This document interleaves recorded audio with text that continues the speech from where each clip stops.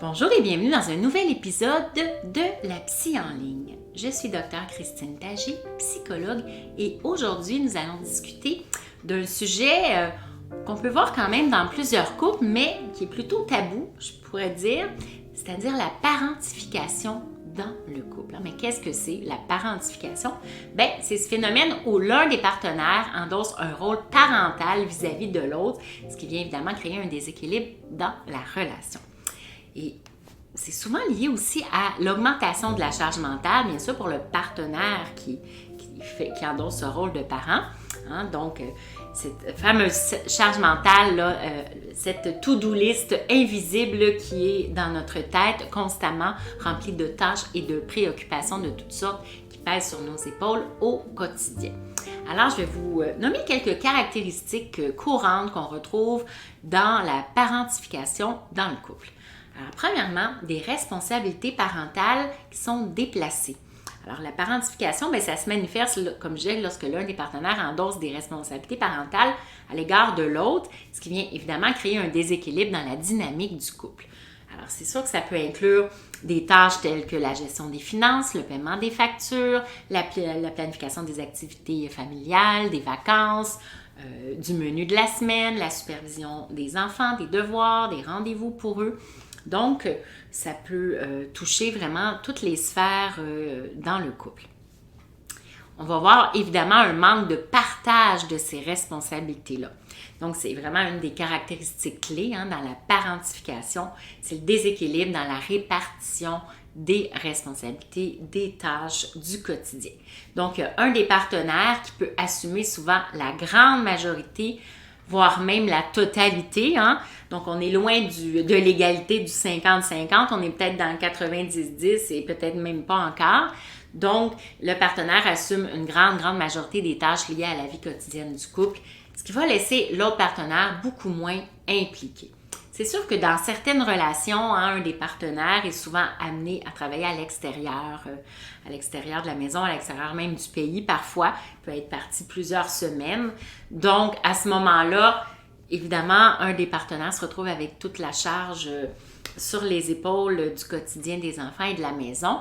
Par contre, quand le partenaire est à la maison, s'il reprend son rôle de partenaire et de parent auprès des enfants, à ce moment-là, on ne parlera pas de parentification dans le couple. Évidemment, je le disais tout à l'heure, ça amène une charge mentale vraiment disproportionnée pour le partenaire qui endosse la parentification dans son couple. Ça augmente bien sûr toutes les préoccupations, les tâches mentales et ce qui va devenir porté par un des seuls partenaires.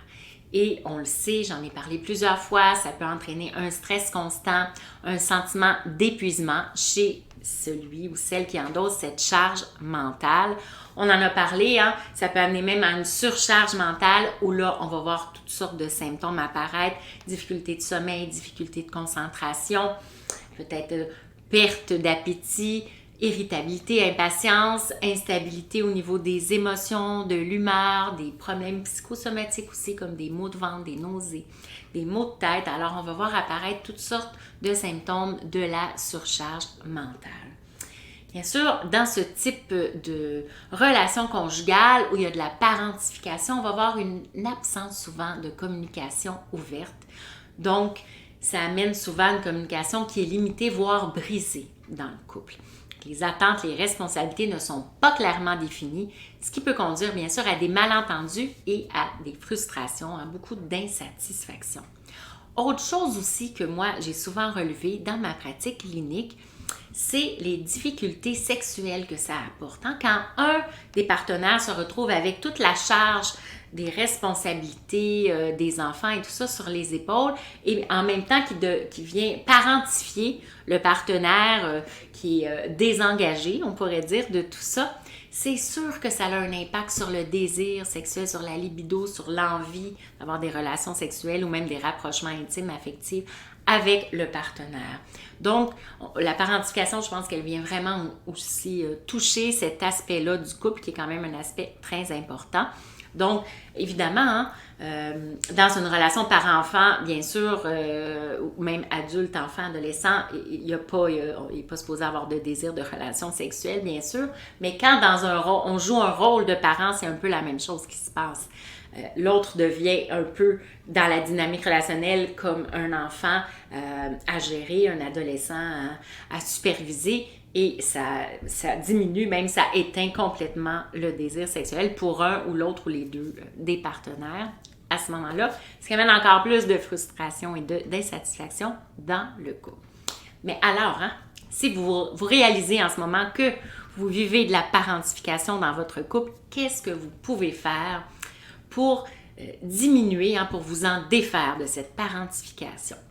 Alors, avant de passer aux stratégies, bien, si vous souhaitez alléger votre charge mentale au quotidien et vous permettre d'obtenir plus de temps pour vous-même, hein, si vous voulez vous sentir moins irritable et envahi par les demandes de tous et chacun, je vous invite à télécharger mon e-book La boîte à outils Je détoxe ma charge mentale, 28 jours pour alléger votre charge mentale au quotidien. Donc, le lien est dans la description en dessous. Et bien sûr, c'est un cadeau que je vous offre pour l'arrivée du printemps. Hein, ça peut vous permettre de passer un beau printemps plus serein. Et ce sont des outils concrets que vous pouvez mettre en pratique dès le jour 1 lorsque vous téléchargez le e-book. Alors, je reviens maintenant aux stratégies qui permettent de se défaire de la parentification dans le couple. Alors, bien sûr, ouvrir le dialogue avant toute chose. C'est important de parler de vos ressentis et de vos attentes de façon ouverte envers votre partenaire.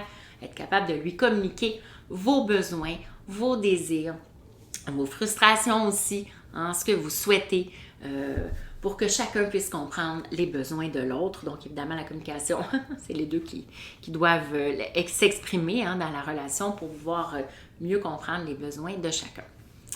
Établir des routines dans votre communication, hein, de façon régulière. Vous pouvez vous installer des moments où vous allez discuter ensemble. Vous prévoyez même ces moments où vous allez vous asseoir tous les deux en couple pour discuter des responsabilités, des attentes, des préoccupations. Donc, ça peut vous aider à maintenir aussi une communication plus ouverte.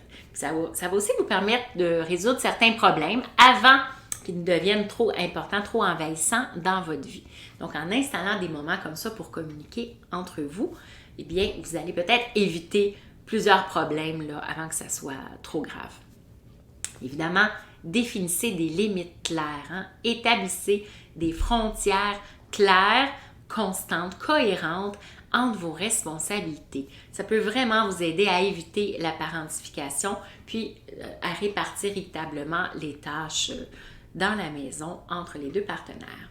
Vous pouvez bien sûr partager votre charge mentale, hein, ce qui implique que votre partenaire va participer à la planification et à la gestion quotidienne. Donc, tout ça, hein, cette belle collaboration entre vous deux, évidemment, va renforcer aussi votre compréhension mutuelle de l'un et l'autre. Pour y arriver, hein, pour arriver à partager cette fameuse charge mentale, bien sûr, vous devez apprendre avant tout à déléguer. J'ai fait un épisode seulement là-dessus sur comment déléguer. Donc, souvent, hein, quand il y a de la parentification dans un couple, bien, on va voir l'un des partenaires qui a beaucoup de mal à déléguer des tâches. Hein. C'est souvent un partenaire qui est très perfectionniste, minutieux, qui veut vraiment que tout soit fait à son goût, par exemple dans l'ordre, dans la propreté, etc. Mais ça implique à ce moment-là qu'il garde tout sur ses épaules plutôt que de déléguer à son partenaire ou même aux enfants ou à d'autres personnes, par exemple. Alors, c'est vraiment important d'apprendre à déléguer, comme je dis toujours, de A à Z, comme si cette tâche n'existait plus dans votre cerveau. Vous laissez faire l'autre comme il le veut bien et vous vous préoccupez d'autres tâches et de responsabilités.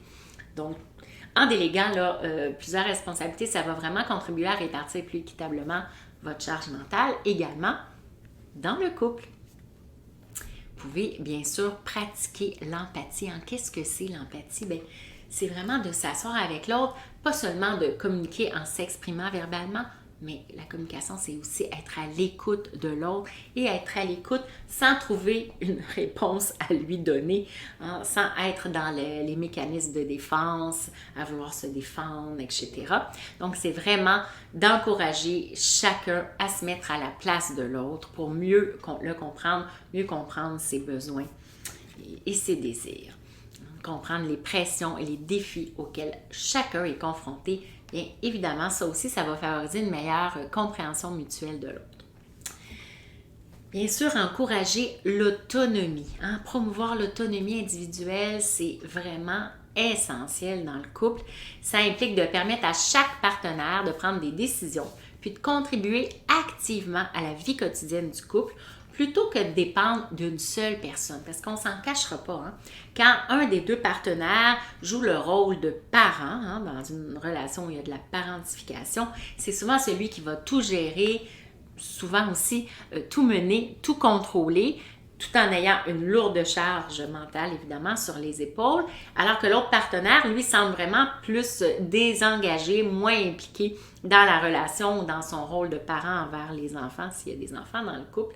Donc, c'est vraiment important à ce moment-là de partager toutes ces responsabilités pour qu'il n'y ait pas de déséquilibre au niveau de la dépendance affective ou même financière dans le couple. Donc, on promouvoit vraiment l'autonomie de chacun.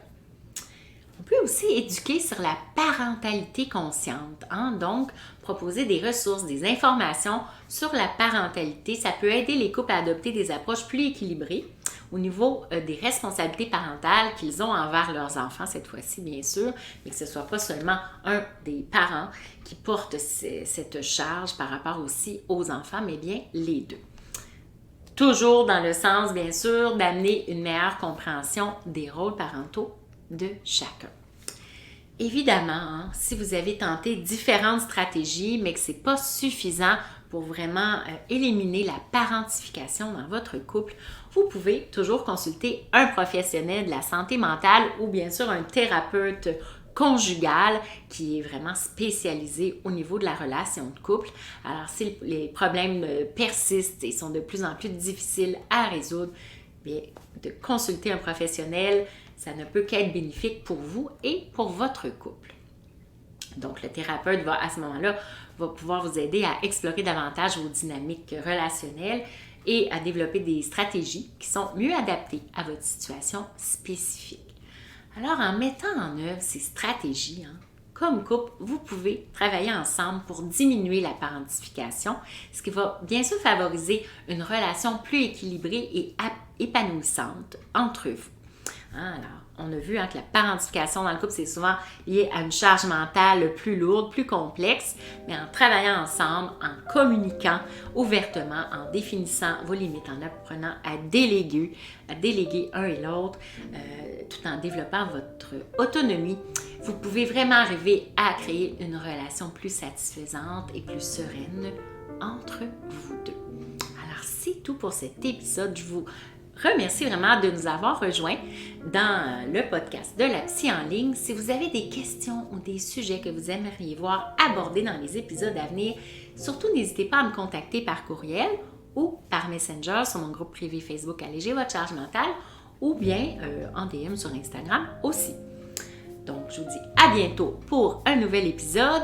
Bien sûr, prenez bien soin de vous et de votre couple avec bienveillance. Au revoir!